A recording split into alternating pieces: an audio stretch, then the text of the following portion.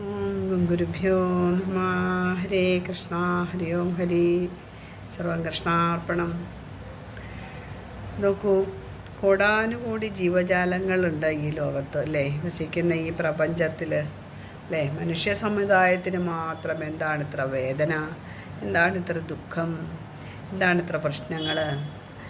അവർക്ക് വീടുകൾ വേണം, വലിയ വലിയ മണിമാളികകൾ വേണം, കൊട്ടാരങ്ങൾ വേണം, അതുപോലെ തന്നെ കാറ് വേണം, പിന്നെ സ്കൂൾ വേണം, കോളേജ് വേണം, ആശുപത്രികൾ വേണം. ഇതൊക്കെ തന്നെയാണ് മനുഷ്യൻ്റെ ദുഃഖത്തിന് കാരണങ്ങളല്ലേ.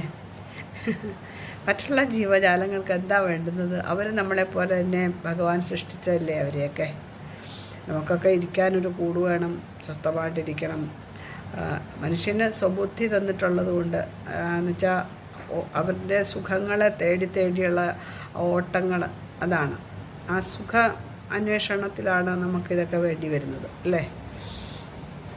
മറ്റുള്ളവരൊന്നും സുഖങ്ങളെ അന്വേഷിക്കുന്നില്ല. എങ്ങനെയാണോ ഇരിക്കുന്നത് അങ്ങനെ അങ്ങ് നടക്കുക, എങ്ങനെയാണോ ജനിച്ചത്, എന്താണോ അവരുടെ പ്രകൃതിയിലുള്ള അവരുടെ നിയമങ്ങൾ എന്താണോ അതനുസരിച്ച് അവരൊക്കെ ജീവിക്കുന്നു അല്ലേ.